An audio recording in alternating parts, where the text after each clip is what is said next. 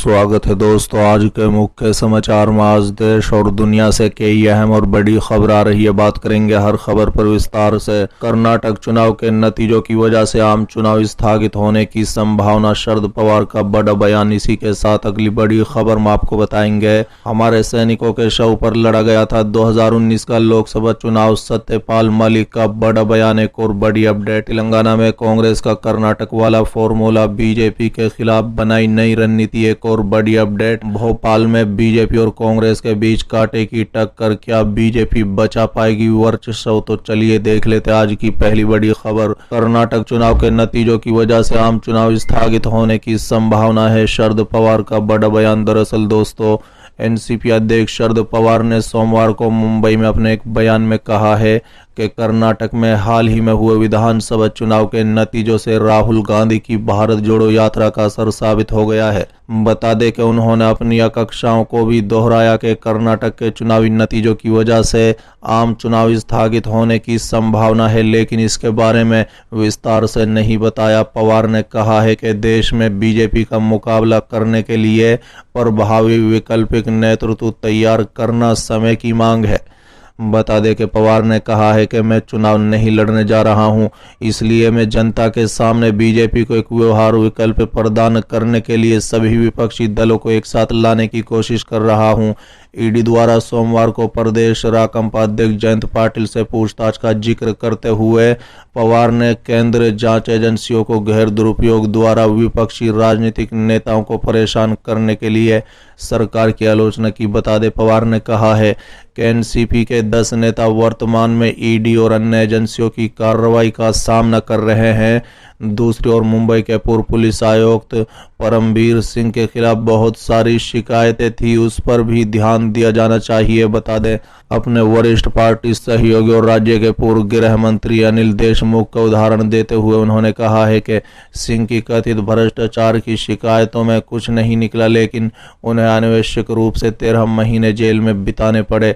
साथ ही उन्होंने कहा है कि हो सकता है कि बीजेपी को एनसीपी से कुछ उम्मीदें हों, लेकिन हम उन्हें संतुष्ट नहीं करने जा रहे हैं। वहीं पवार ने महाविकास आघाड़ी यानी एमवीए में सीट बंटवारे के मुद्दे पर अटकलों को खारिज करते हुए स्पष्ट किया कि अब तक तीनों विपक्षी द्वारा सीट बंटवारे के मामले पर चर्चा नहीं की गई है।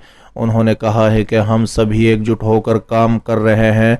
एमवीए सहयोगी जल्द ही एक साथ बैठेंगे और आगामी बीएमसी चुनाव के लिए सीटों के बंटवारे पर चर्चा करेंगे। चलिए अगली खबर, हमारे सैनिकों के शव पर लड़ा गया था 2019 का लोकसभा चुनाव, सत्यपाल मलिक का मोदी पर बड़ा हमला। दरअसल दोस्तों, जम्मू कश्मीर के पूर्व राज्यपाल सत्यपाल मलिक ने पुलवामा हमले पर एक बार फिर से केंद्र की मोदी सरकार पर हमला बोला है। बता दें, उन्होंने कहा है कि 2019 का लोकसभा चुनाव हमारे सैनिकों के शव पर लड़ा गया था। अगर इस घटना की जांच होती तो तत्कालीन गृह मंत्री राजनाथ सिंह को इस्तीफा देना पड़ेगा, लेकिन मलिक ने दावा किया है कि उन्होंने इस घटना के तुरंत बाद पीएम नरेंद्र मोदी को सूचित किया था, तो उन्होंने मुझे चुप रहने के लिए कहा।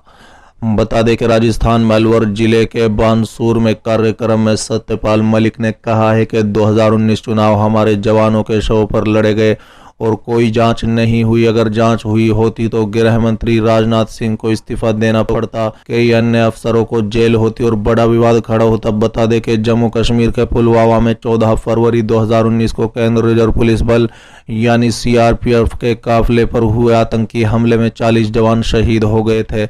बता दें कि जम्मू कश्मीर से संबंधित मुद्दों के बारे में मुखर रहे सत्यपाल मलिक राज्य के 2 केंद्र शासित प्रदेशों लद्दाख और जम्मू कश्मीर में विभाजित होने से पहले राज्यपाल थे। उन्होंने रविवार को कार्यक्रम के दौरान कहा कि 14 फरवरी 2019 को जब पुलवामा हमला हुआ था तब PM Modi Jim Corbett national park में शूटिंग कर रहे थे। जब पीएम वहां से बाहर आए तो मुझे उनका फोन आया।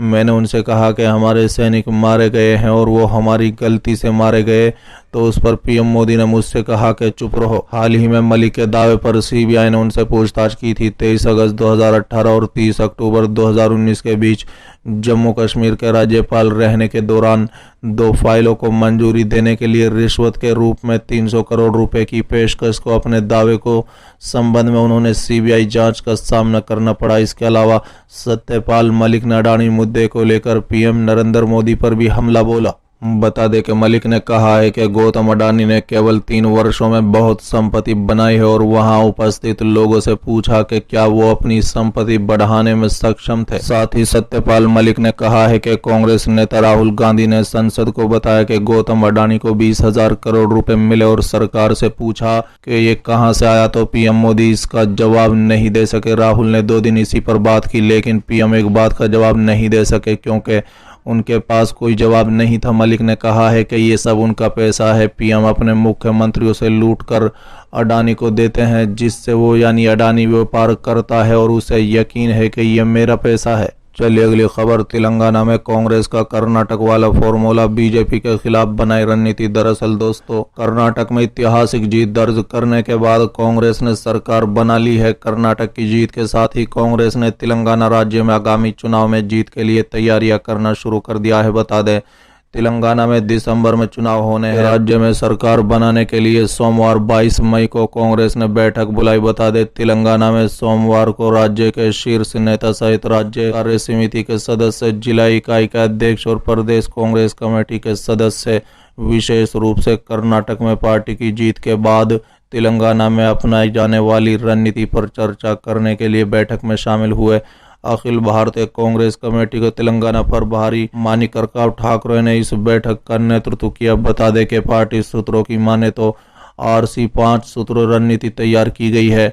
बता दें, जिसकी मदद से सत्ताधारी बीआरएस सरकार को चुनाव में मात दी जा सके। प्रदेश अध्यक्ष रेवंत रेड्डी ने बताया कि उनकी पार्टी का मुख्य निशाना मुख्यमंत्री केसीआर के अपने वादों को पूरा करने में विफलता और भ्रष्टाचार जैसे मुद्दा होगा।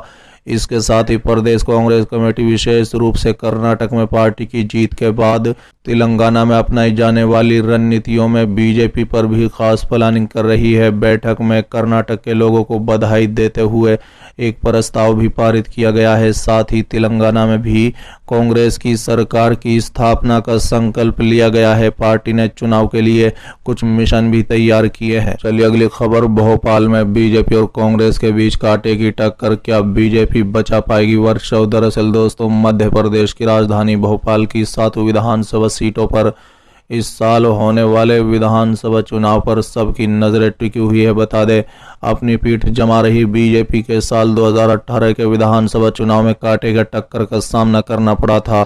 कभी जिले की 7 में से 1-2 सीट पर कब्जा करने वाली कांग्रेस ने 2018 में बीजेपी के सामने कड़ा मुकाबला खड़ा कर दिया।